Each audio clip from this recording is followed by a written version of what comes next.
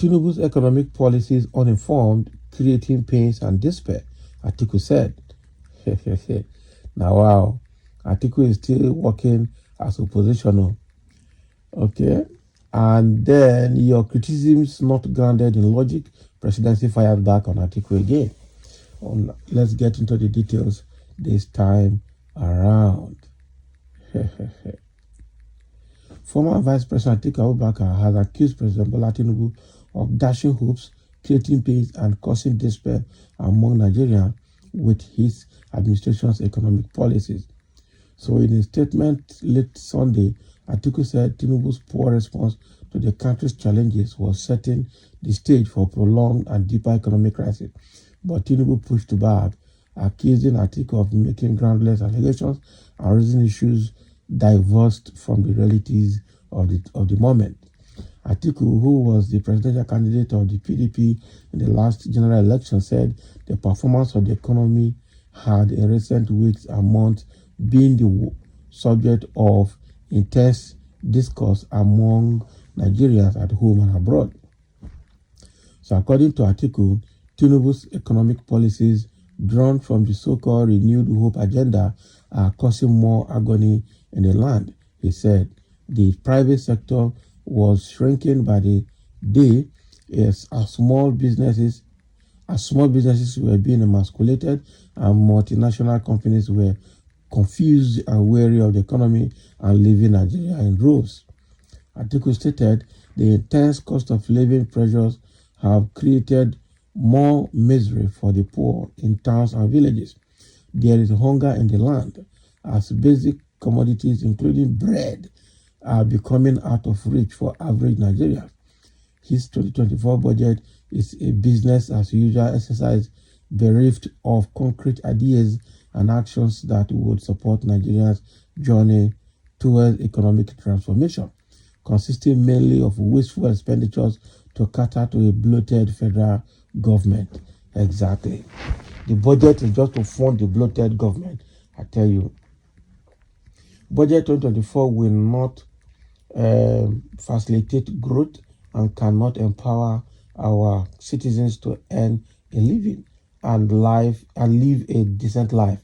Atiku maintained that Tinubu had shown no capacity to deal with the adverse and disastrous effect of the new subsidy regime on the people and businesses and the new foreign exchange policy, which provides for a free floating exchange rate. He said regarding Tinubu, his initiatives are literally uninformed, arbitrary, and chaotic. Bola Tinubu's palliatives are too mean, pitiable, and contemptuous of the poor.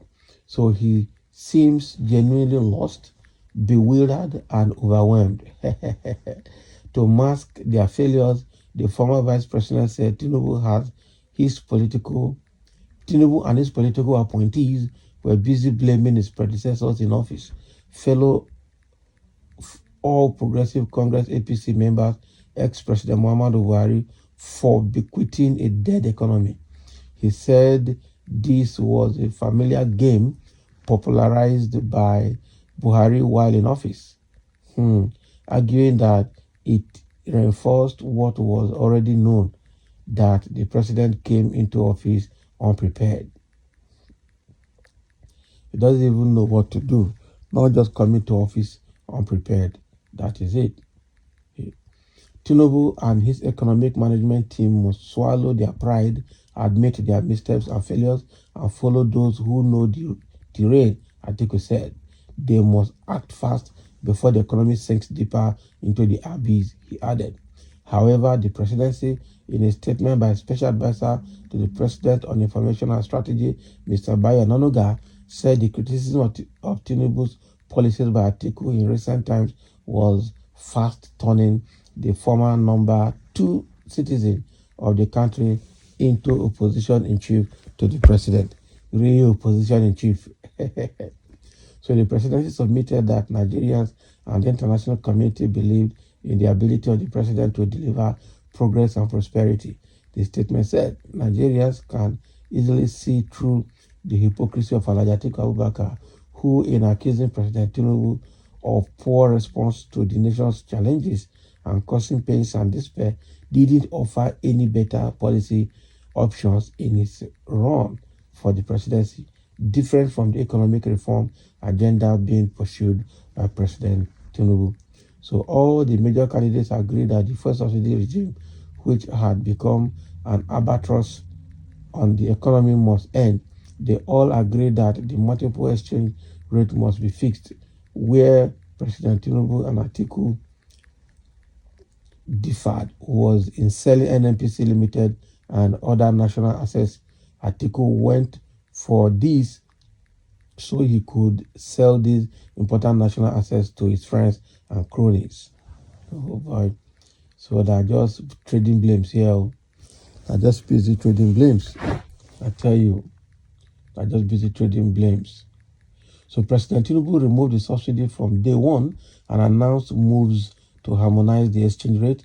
Since then, he and his economic team have been working vigorously to harmonize the rates and also end the rampant and criminal arbitrage that the multiple windows allowed, according to Onanuga.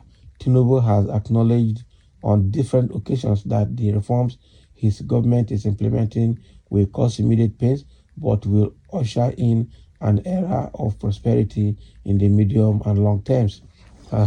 Nigerians would not want to die before that medium and long term. So while you are pursuing medium and long term solution, immediate solution is also critical. So he stated Atiku's claim that the private sector is shrinking and that multinational companies are leaving our country in droves are not grounded on facts.